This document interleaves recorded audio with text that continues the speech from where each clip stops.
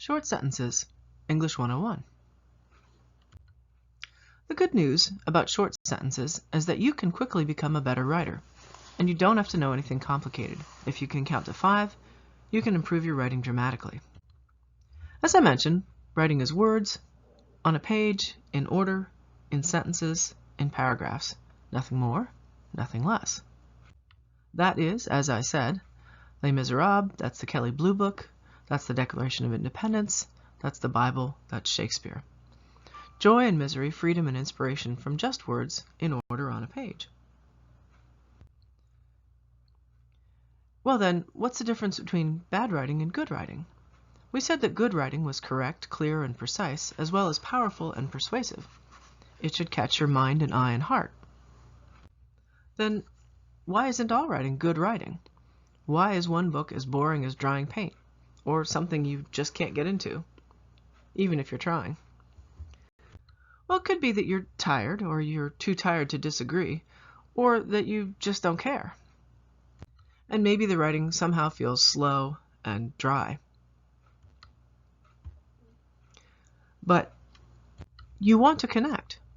You want your readers to feel what you want them to feel, to think what you want them to think, and to do what you want them to do. And that, by the way, is the definition of good writing. So how to be that exciting and good writer? One of the simplest, fastest, and easiest ways to improve your writing is to vary your sentence length. Most writers use medium-length sentences throughout their work. They think of long sentences as probably being run-ons, and short sentences as sounding a bit uneducated, but neither is true. Long and short sentences can be very effective ways to create contrast and interest in your writing. To grab attention and grab it again, write short sentences with 5 words or less. Let's look at an example from a great article on the history of emojis. It's called Smile, Your Speaking Emoji, The Rapid Evolution of a Wordless Tongue. It was written by Adam Sternberg for The New Yorker in 2014, and not only was it an award winner, it's a fun read. I have a link here in the notes. So he opens and closes his first paragraph with short sentences for effect. Consider the tilde. There it is, that little squiggle hanging out on the far upper left-hand side of your computer keyboard. The symbol dates back to ancient Greece, though tilde comes from Spanish, and in modern English it's used to indicate approximately, e.g. approximately 30 years, or equivalence, x is equivalent to y, in mathematics. And as of this year, according to a breakdown of the website Emoji Tracker by Luminoso, a text analytics company, the tilde was surpassed in usage on Twitter by the emoji symbol for joy, which looks like this. The joy emoji, also referred to on the Emojipedia website as face with tears of joy, or the lol emoji, don't have official names, just nicknames created by their users, dates back in North America to roughly 2011, when Apple put a readily accessible emoji keyboard in iOS 5 for the iPhone, which means that in 3 short years, face with tears of joy vanquished the 3,000-year-old tilde. So there you have it, 2 short sentences framing some pretty interesting facts. Now the following paragraph, by contrast, starts with a really long sentence. It uses a short sentence in the middle. Internet sleuths, puzzled as to why Microsoft had decided to include this particular inexplicable symbol, tracked down one of the original WebDings designers, who explained that the symbol, which replaces the lowercase m, was intended as a tribute to the Rude Boy logo for Two Tone Records, a ska record label founded by one of the guys from the Specials. Now, at least as far as your Unicode reading smartphone is concerned, man in business suit levitating is as legitimate as a character as the numeral 5, or the letter A, or the tilde, or poo. What that man will mean, well, that's entirely up to you. This is the fun of emoji. The nail painting emoji in some circles has come to mean I'm not bothered, or haters gonna hate. Man in business suit levitating could mean jumping for joy, or it could mean mystery. Online speculators have already named it the man in black emoji. As Wortham explains about her favorite emoji, the tempura shrimp, what she loves about it is precisely the fact that it can have many different meanings. Sometimes she uses it to mean a foul or salty mood, when she wants to curl up like a shrimp. With some of her friends, the shrimp morphed into a joke that stands in for Mariah Carey. Something about her complexion and the way she's stuffed into a tubish dress, Wortham writes in her shrimp essay. Others use the shrimp as a quirky filler, a nod, a wink, an acknowledgement that you're simply thinking of someone. Tempura shrimp emoji, she writes, has become a way to be present when there's nothing else to say at all. So there, the short sentence was in the middle, and it broke up those two longer ideas that he was explaining other people's use of emojis, or why emojis are kind of not a fixed symbol, but have the opportunity of being fixed and then refixed as their meaning goes. So remember this. The beginning, the middle, and the end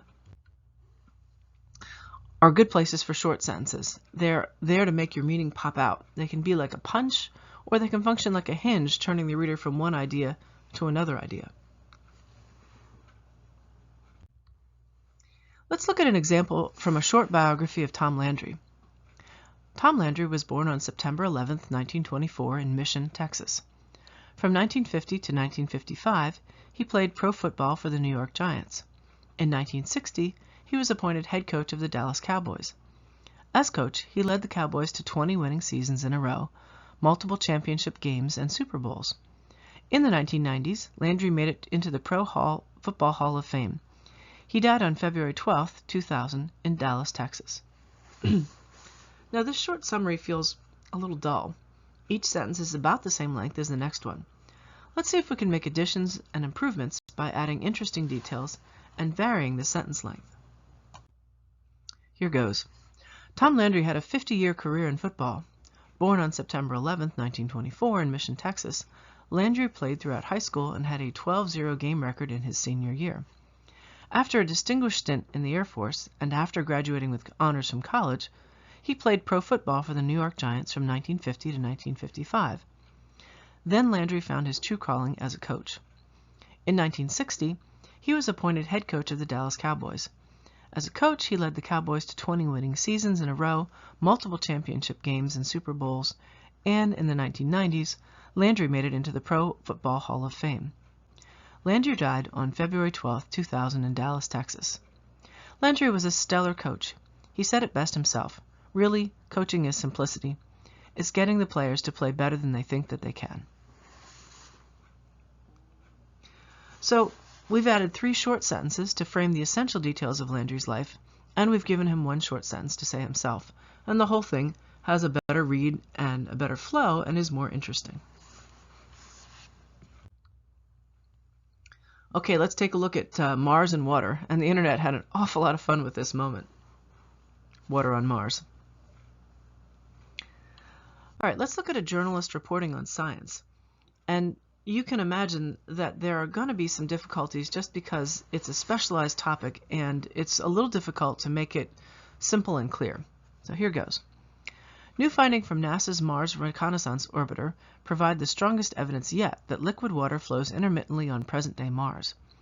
Using an imaging spectrometer on MRO, researchers detected the signals of hydrated minerals on slopes where mysterious streaks are seen on the red planet. These darkest streaks appear to ebb and flow over time. They darken and appear to flow down steep slopes during warm seasons, and then fade in cooler seasons. They appear in several locations on Mars when temperatures are above minus 10 degrees Fahrenheit, minus 23 Celsius, and disappear at colder times. Our quest on Mars has been to follow the water in our search for life in the universe, and now we have convincing science that validates what we've long suspected, said John Grunsfeld, astronaut and associate administrator of NASA's Science Mission Directorate in Washington. This is a significant development as it appears to confirm that water, albeit briny, is flowing today on the surface of Mars. Well, as I said, this paragraph requires close attention because many of the nouns are only somewhat familiar to the average reader. So it's useful in this case to highlight a few key ideas with short sentences, and you can also sneak in a balanced sentence. Here's a different version of that same paragraph. Water could be the key to life on other planets. New findings from NASA's Mars Reconnaissance Orbiter, MRO, provide the strongest evidence yet that liquid water flows intermittently on present-day Mars. Using an imaging spectrometer on MRO, researchers detected signatures of hydrated minerals on slopes where mysterious streaks are seen on the red planet. These darkest streaks appear to ebb and flow over time. Not only do they darken and appear to flow down steep slopes during the warm seasons, but also they appear in several locations on Mars when temperatures are above -10 degrees Fahrenheit, -23 Celsius, and disappear at colder times.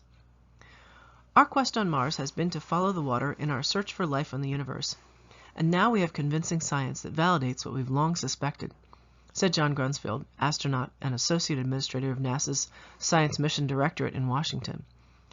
This is a significant development. It appears to confirm that water, albeit briny, is flowing today on the surface of Mars. Here again, we couldn't do much to change the level of the writing, which required us to follow some things that are scientific, but we did manage to put in 2 short sentences that will help the reader anchor their thoughts. Water could be the key to life on other planets, and this is a significant development. Well, what I want you to know is that short sentences really work for all types of writing. It's not just for literary flourish. You can put them in science, you can put them in history, you can put them anywhere you need them, and try them out in any discipline that you're writing in.